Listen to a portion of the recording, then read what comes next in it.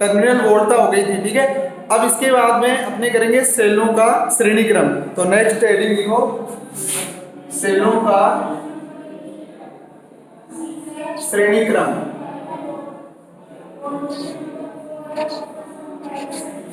अपनी फिजिक्स में जो टोटल जो संयोजन है वो 3 है, ठीक है। एक तो है प्रतिरोधों का जो अपने पढ़ ही चुके हैं, ठीक है। एक है सेलों का और एक अपने 4th चैप्टर में संधारित्र का, ठीक है। तो अब अपने किसका पढ़ेंगे, यहाँ पर सेलों का श्रेणी क्रम बोलेंगे। हाँ राहुल कुछ पूछ रहा है क्या बेटा?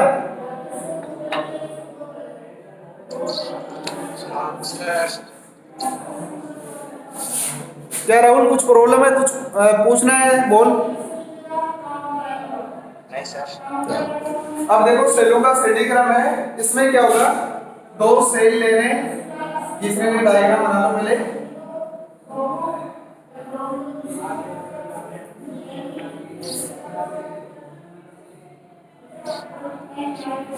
ये यहाँ पर 2 सेल है, एक तो है E1 और दूसरा सेल है यहाँ पर E2, और इसके साथ में ये है आंतरिक प्रतिरोध R1 और ये यहाँ पर R2 और ये विद्युत दाब दूसरा है E1, ये बाह्य प्रतिरोध है R1। अब ये देख लो इसमें क्या होता है कि एक सेल है जिसका विद्युत दाब E1 है और आंतरिक प्रतिरोध कौन सा है, स्मॉल R1। फिर यहाँ से दूसरा सेल स्टार्ट हो गया, इसका विद्युत दाब E2 है और ये प्रतिरोध कौन सा है, R2 है। और ये नीचे जो लिख रखा है ये है बाह्य प्रतिरोध कैपिटल R है, ठीक है। तो सेलों का श्रेणी संयोजन किसे कहते हैं कि ऐसा संयोजन जिसमें 2 सेल विपरीत ध्रुवता से जुड़े हो। किससे जुड़े हो, विपरीत ध्रुवता।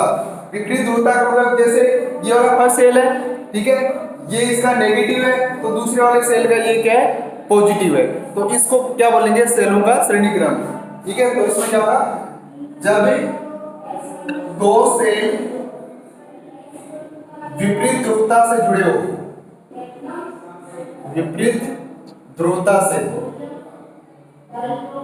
जुड़े हो, ठीक है, तो ऐसे संयोजन को हम क्या बोलेंगे, सेलों का श्रेणी क्रम या सेलों का श्रेणी संयोजन कहेंगे।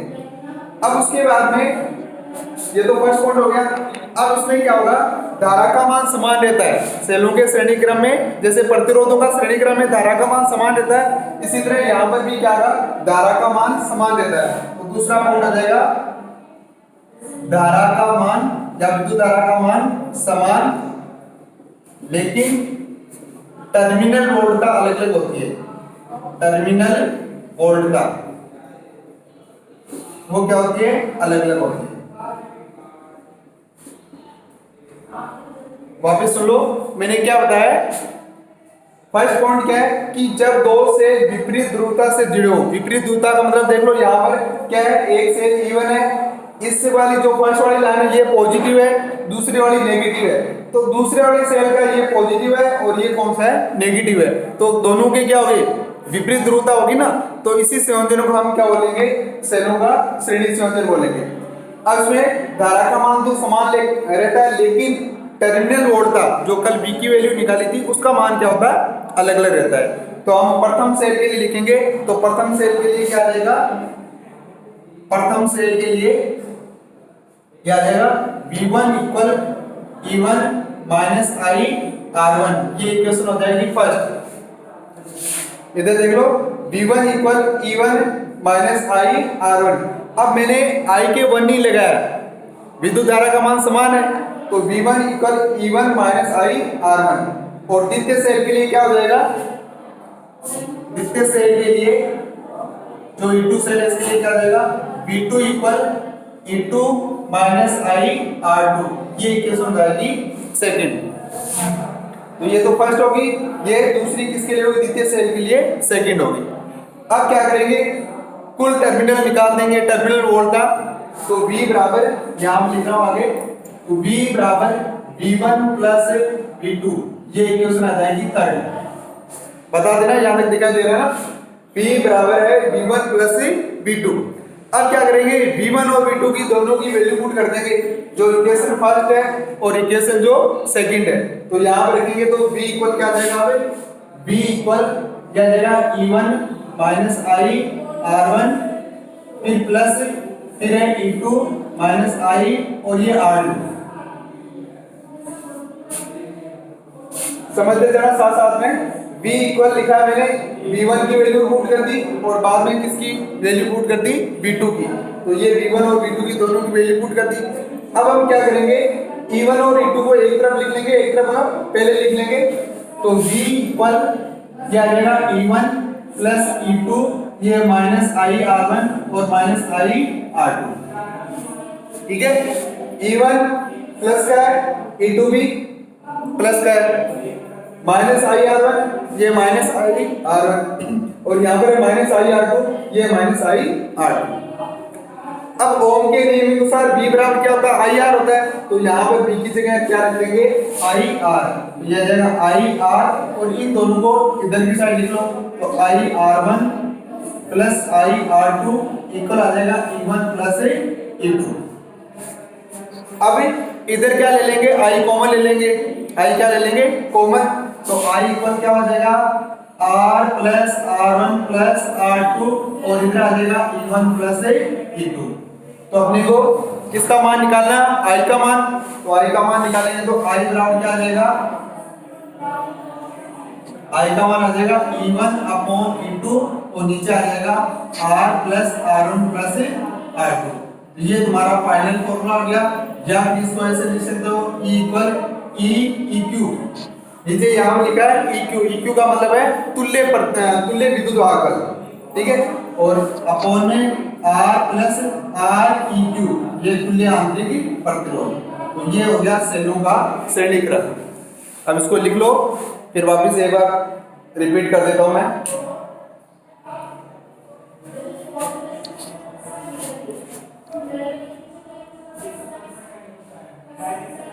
अपने पढ़ रहे हैं सेलों का श्रेणी क्रम।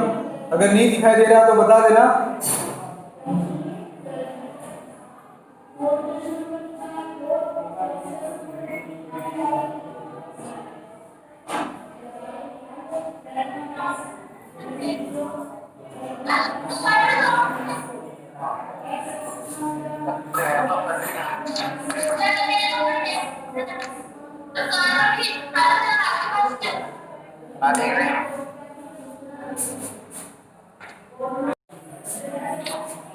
अब देखो ना, वापस रिपीट कर रहा हूं एक बार मैं। सेलों का श्रेणी क्रम, सेलों का श्रेणी क्रम किसे कहते हैं, जब दो सेल विपरीत ध्रुवता से जुड़े हों, जिनका विद्युत वाहक बल क्या है, एक सेल का E1 है, दूसरे सेल का E2 है, और आंतरिक प्रतिरोध R1 है, दूसरे सेल का आंतरिक प्रतिरोध क्या है, R2 है।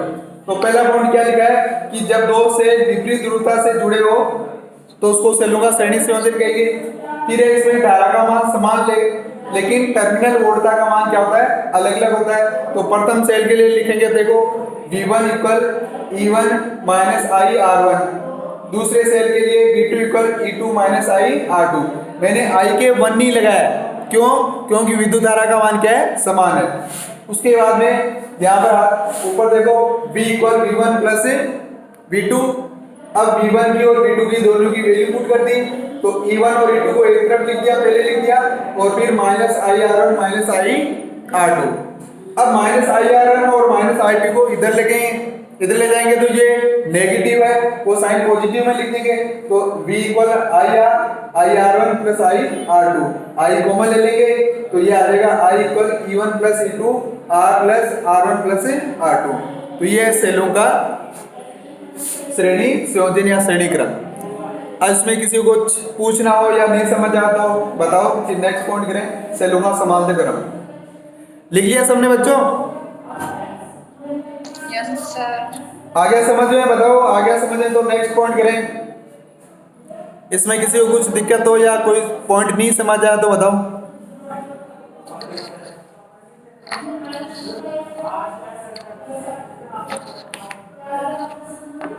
हो गया बेटा, नेक्स्ट पॉइंट करें, बताओ।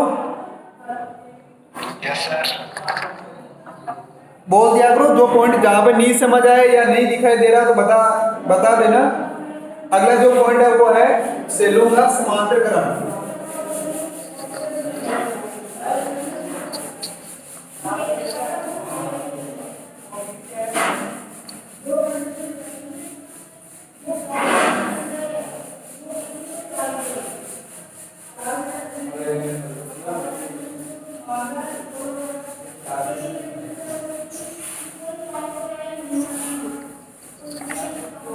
अब देखो अगली हेडिंग है, वो है सेलों का समांतर क्रम। ये भी इंपॉर्टेंट क्वेश्चन है, सेलों का समांतर क्रम। ठीक है, तो इसमें भी क्या लेंगे, दो सेल लेंगे इस तरह से, ये इसका आंतरिक प्रतिरोध, दूसरा सेल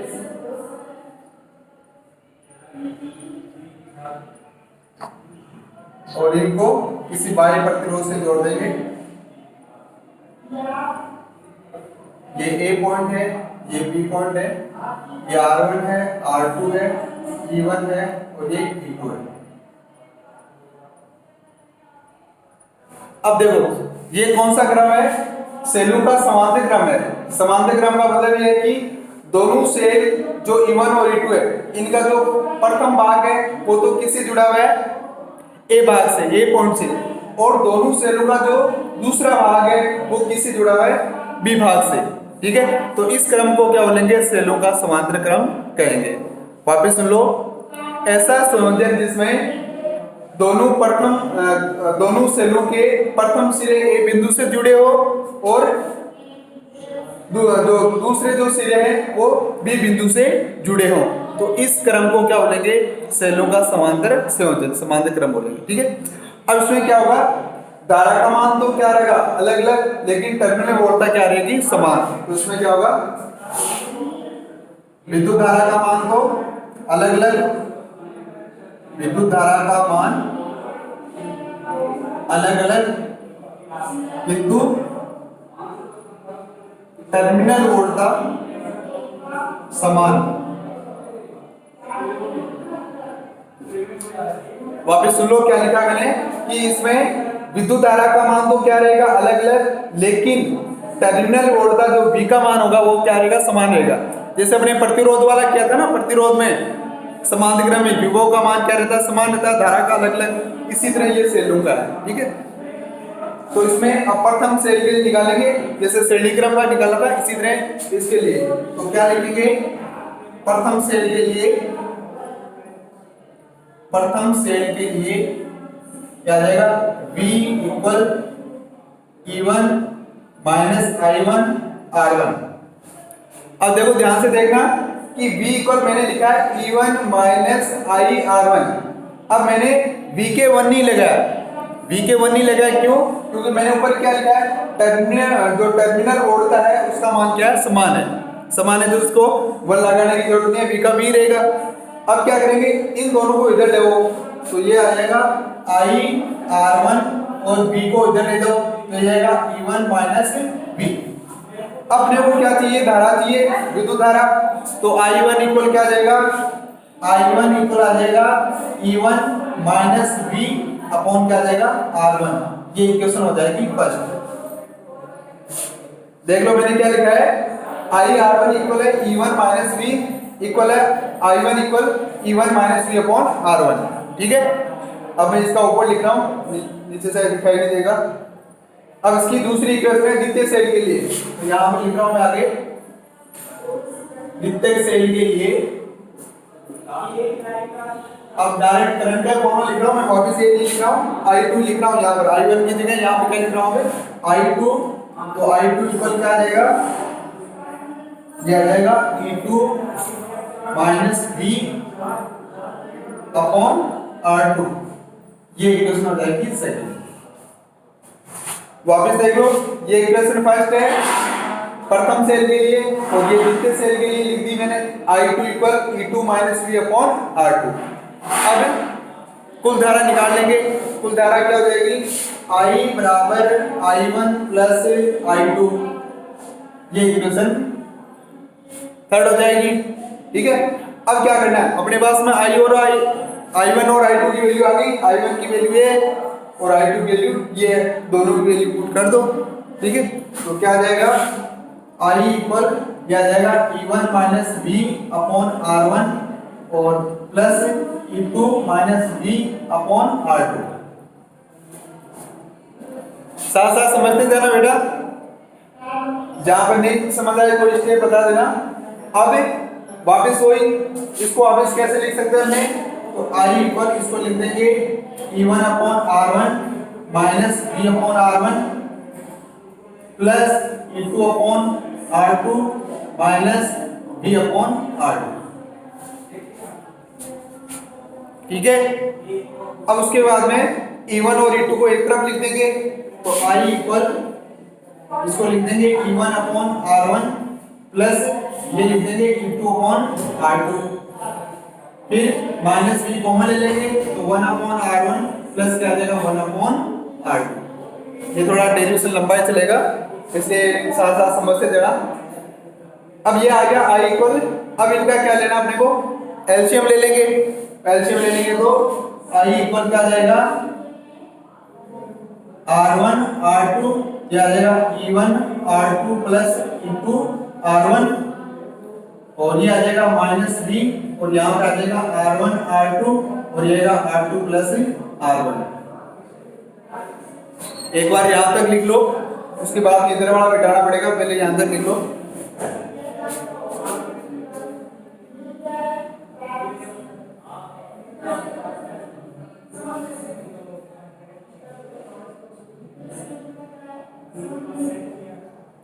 पहले ये इधर वाला पूरा लिख लेना बेटा, ये वाला ये डायग्राम और इधर वाला पोर्शन पूरा लिख लेना, क्योंकि मिटाना पड़ेगा, क्योंकि आगे यहाँ लिखूंगा इसको फिर आगे।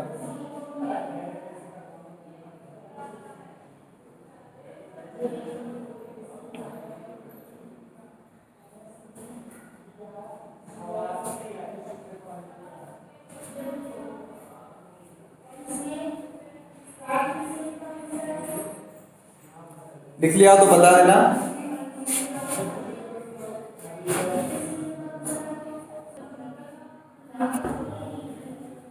नहीं बनता क्या?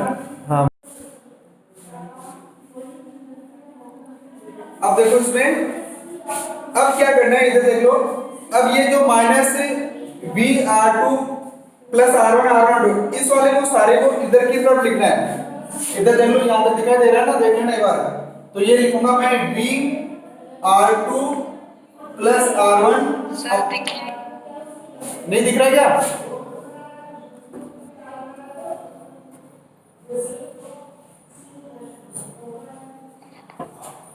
आगे लिखूंगा, यहाँ तक दिखाई दे रहा है नहीं दिखाई दे रहा है, बताओ एक बार। यस सर, दिखाई दे रहा है। दिखाई दे रहा है क्या? बता देना, नहीं तो फिर आगे लिखूं मैं V, फिर बाद में R2, ये वाली जो इक्वेशन है ये इधर की तरफ लिख रहा हूं मैं, R1 R2 इक्वल, जो ये वाली वैल्यू है इसको इधर लिख दिया मैंने, और I को वैल्यू को इधर ले जाना है। ये minus VR2 plus R1 R2, ये जो V वाली वैल्यू है इसको तो मैंने इधर ट्रांसफर कर दिया, तो ये यहाँ पर ये नेगेटिव का था, ठीक है, नेगेटिव का, तो यहाँ पे ये आ गया। अब ये तो यही रहने तो इसके साथ में यहाँ क्या आएगा E1 R2 plus E2 R1, और नीचे है R1 R2। आगे का मैं मिटा रहा हूं,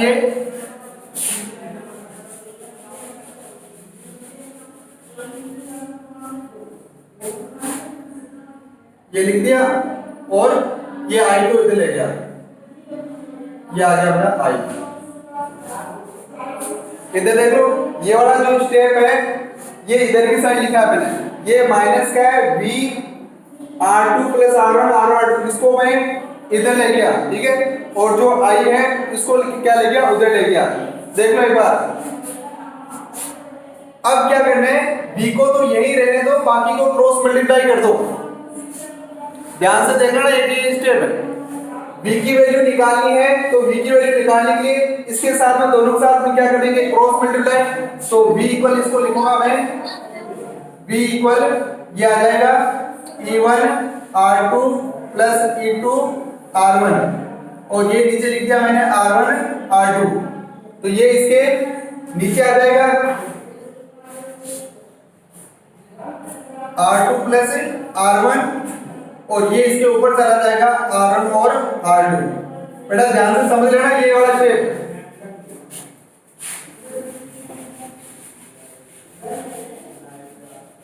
एक बार पूरा लिख देता हूं, फिर वापस समझा दूंगा। फिर ये माइनस का I, और वापस ये R1 R2, और नीचे क्या आ जाएगा R2 प्लस R1। वापस देख लो एक बार, ये वाला जो स्टेप है मैंने इधर की साइड लिखा है, ये जो माइनस में था मैंने इधर की साइड लिख दिया, और जो आई है इसको मैं इधर की तरफ ट्रांस कर दिया। अब उसके बाद में जो v की वैल्यू निकालनी है, v की वैल्यू निकालनी है, तो यहाँ पर माइनस का साइन है, यहाँ पर माइनस का साइन है, इसका मतलब ये दोनों के साथ में ऊपर क्या होगा, क्रॉस मल्टीप्लाई होगा। क्रॉस मल्टीप्लाई होने के बाद में अब जो कैंसिल हो रहा है वो कैंसिल कर देंगे, तो ये कैंसिल हो गया।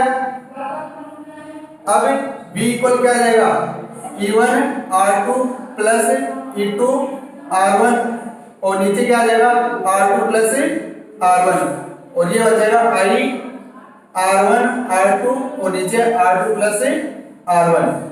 अब इसको अपने वापस क्या लिखेंगे, v equal e equivalent eq और माइनस i और ये r eq। तो ये तुम्हारा पूरा फॉर्मूला है टर्मिनल वोल्टा। एक बार लिख लो, फिर वापस जो स्टेप नहीं समझ है, बस ये वाला स्टेप तुम्हें समझना है, क्योंकि ज्यादातर गलती होती है इसी में आती है कि ऊपर नीचे क्रॉस मल्टीप्लाई करना है या नहीं करना है। तो एक बार ये लिख लो, फिर वापस बता देता हूं मैं।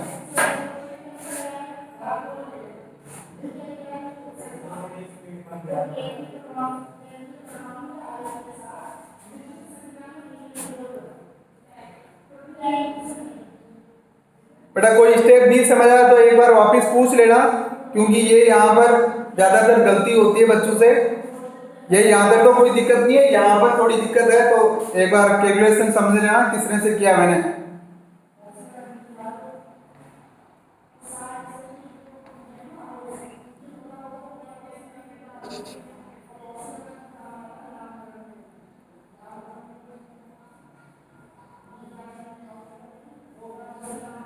बेटा वापस देख लो, इसमें ये डेरिवेशन थोड़ा कंफ्यूज वाला है, इसलिए इसमें कोई डाउट हो तो वापस बता दो, वापस बता देता हूँ। कोई जो भी स्टेप समझ नहीं आया, सबको क्लियर हो गया या नहीं हुआ तो वापस बताऊं मैं।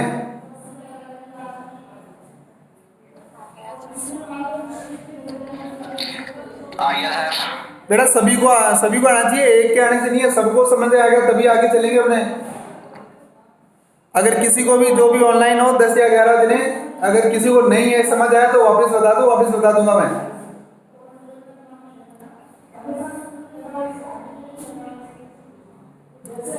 आ गया सबको समझ है। मंडे को फिर ओरल टेस्ट क्वेश्चन पूछूंगा मैं, इसलिए पहले तैयार कर लेना अपने जो भी क्वेश्चन हो।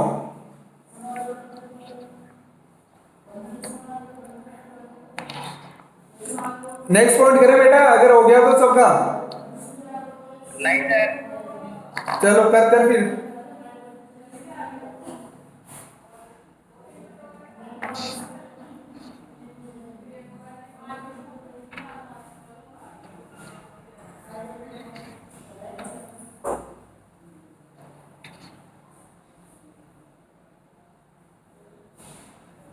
कर लो, एक पॉइंट और हो जाएगा अभी, 5 या 6 मिनट और है।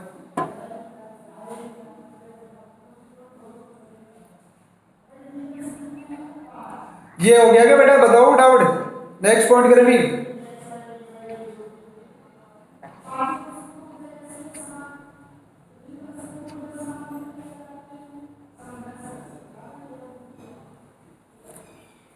हो गया क्या सबका कंप्लीट, बताओ एक बार। हाँ सर। अब देखो नेक्स्ट पॉइंट है,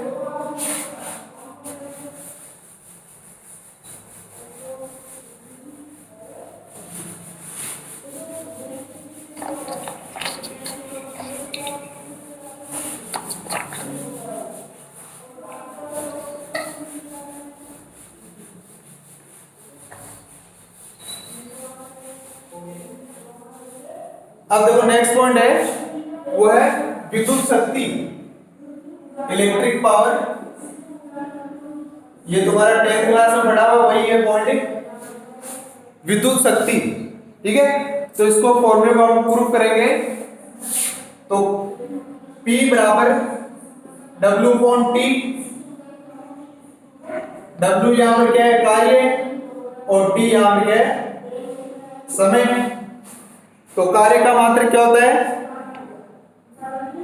कार्य का मात्रक क्या होता है बताओ। बेटा कार्य का मात्रक क्या होता है? हाँ, जूल। तो ये कार्य का मात्रक तो यहाँ पे क्या आ जाएगा? जूल हो जाएगा। और समय का मात्रक क्या होता है? सेकंड। तो जूल अपॉन सेकंड किसके इक्वल होता है बताओ? जूल अपॉन सेकंड किसके इक्वल होता है?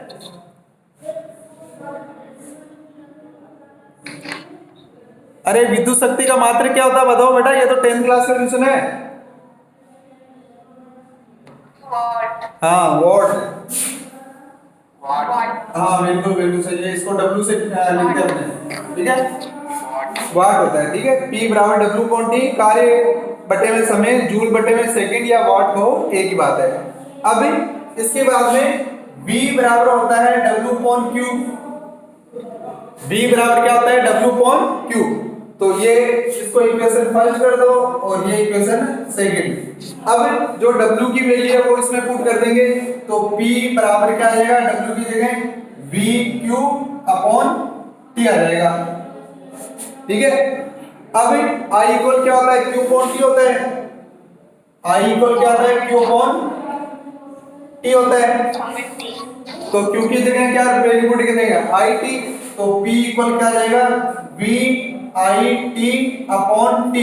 T से T कैंसिल हो जाएगा, तो P इक्वल क्या आएगा? V I।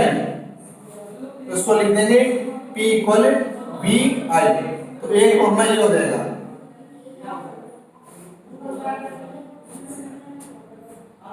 एक अश्व शक्ति का मान किसके बराबर होता है? अगर याद हो तो बताओ। एक अश्व शक्ति का मान किसके बराबर होता है?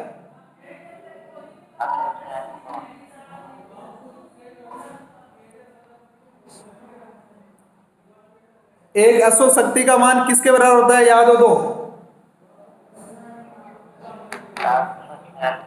हाँ बिल्कुल सही है, 740 वाट होता है, ठीक है। अब देखो ये फॉर्मूला आ गया शक्ति का, P बराबर वी आई। अब ओम के नियम के अनुसार एक बार तो V की वैल्यू पुट करनी है, एक बार I की। तो आगे लिखना ओम के नियम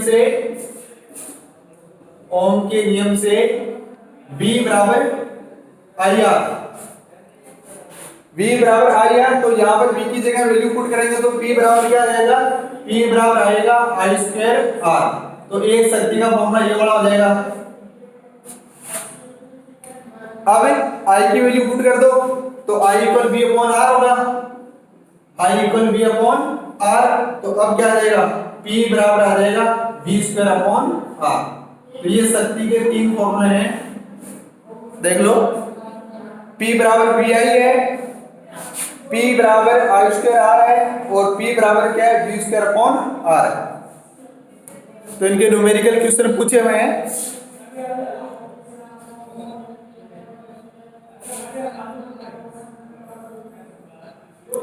लिख लेना बेटा साथ साथ में।